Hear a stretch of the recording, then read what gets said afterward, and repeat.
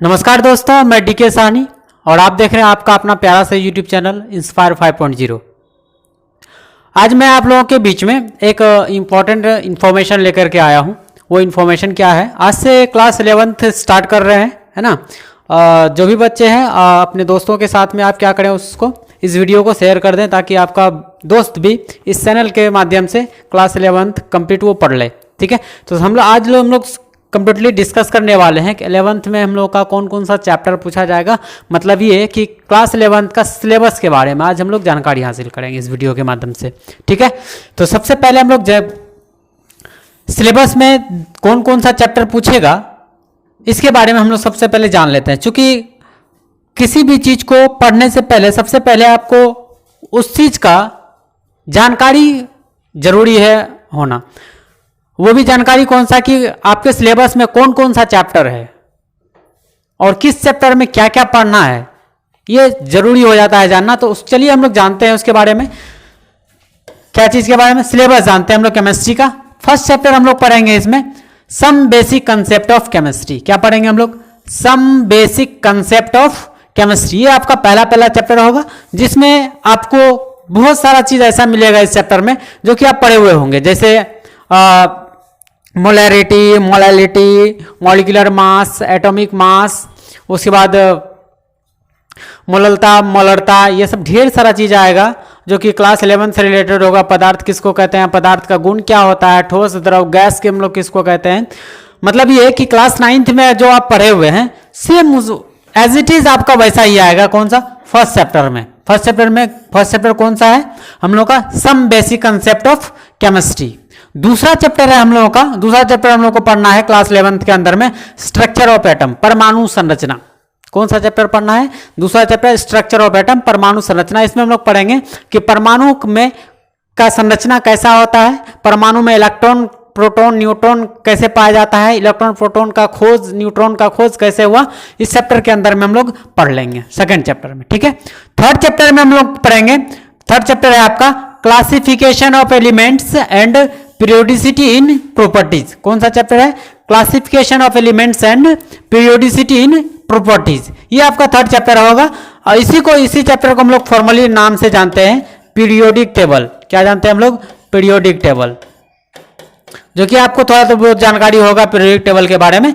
और ये periodic table का कंप्लीट चैप्टर है और ये चैप्टर को जो है केमिस्ट्री का रीढ़ माना जाता है। रीढ़ आप समझ रहे होंगे, रीढ़ का हड्डी समझ रहे होंगे, वो माना जाता है किसको? पीरियोडिक टेबल को। अगर आपको पीरियोडिक टेबल सही से जानकारी नहीं है, पीरियोडिक टेबल के बारे में आप नहीं पढ़े हैं, तो आपको केमिस्ट्री समझ में नहीं आएगा। आपको लगता है कि नहीं कि अगर पीरियोडिक टेबल बिना समझे केमिस्ट्री समझ लें तो आप समझ के दिखा दीजिए। ठीक है, तो आपके लिए सबसे बड़ा चैप्टर है ये। बड़ा चैप्टर कहने का मतलब क्या कि बहुत ज्यादा महत्वपूर्ण चैप्टर है आपका। कौन सा?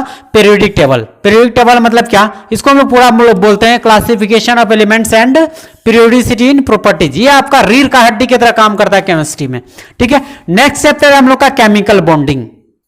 पीरियोडिक टेबल पढ़ने के बाद पीरियोडिक टेबल में बेसिकली हम लोग पढ़ेंगे एलिमेंट्स के बारे में, तत्वों के बारे में, और वो तत्व कंबाइन कैसे करेगा वो इस चैप्टर में हम लोग पढ़ेंगे। नेक्स्ट चैप्टर है हम लोग का कौन सा? Chemical bonding. ठीक है क्या? तो अगला चैप्टर हम लोग का फोर्थ चैप्टर कौन सा होगा? Chemical bonding. और इस केमिकल बॉन्डिंग के अंदर हम लोग पढ़ेंगे क्या? केमिकल बॉन्डिंग के अंदर हम लोग पढ़ेंगे कि कोई एलिमेंट जो है दूसरे एलिमेंट के साथ में कंबाइन कैसे करता है, कैसे जुड़ता है। ठीक है, नेक्स्ट है हम लोग का स्टेट ऑफ मैटर। चौथा चैप्टर है हम लोग का कौन सा? State of matter. State of matter को हम लोग हिंदी में कहते हैं पदार्थ की अवस्था। और ये पदार्थ का अवस्था हम लोग जो पढ़ेंगे, ये पांचवा चैप्टर पदार्थ का अवस्था में जो पढ़ेंगे, पांच अवस्था अभी तक खोज हो चुका है।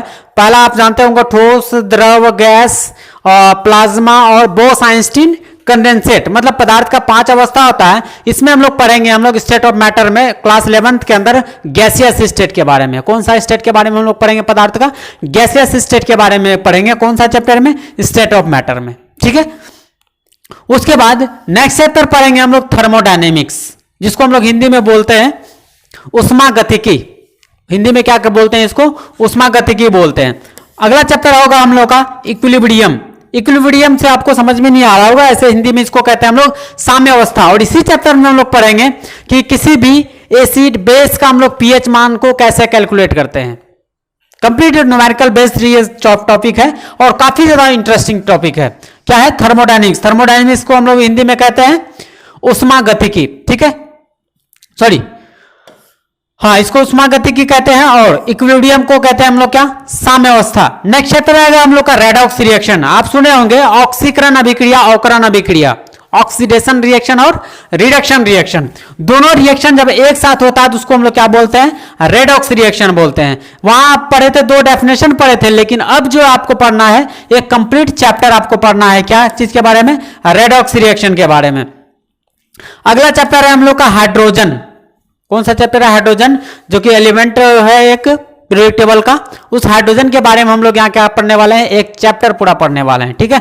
अगला चैप्टर आएगा हम लोग का the S block element.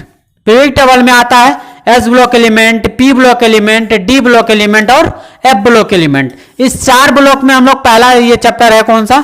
S block के तत्वों को हम लोग क्या करेंगे? स्टडी करेंगे। एक चैप्टर होगा, उसके बाद हम लोग पढ़ेंगे the P block element. P block element के बारे में पढ़ेंगे। ये जो एस पी डी एफ पढ़े, एस ब्लॉक के बारे में हम लोग इससे ऊपर वाले चैप्टर में, उसके बाद हम लोग पढ़ेंगे पी ब्लॉक का। अब ये पी ब्लॉक का जो के बारे में जो पढ़ेंगे, कंप्लीट पी ब्लॉक इसमें नहीं पढ़ते हैं क्लास 11th के अंदर में। हम लोग पढ़ते हैं दो ग्रुप के बारे में। एक तो हम लोग पढ़ते हैं बोरॉन फैमिली और कार्बन फैमिली के बारे में। कहां पढ़ लेते हैं?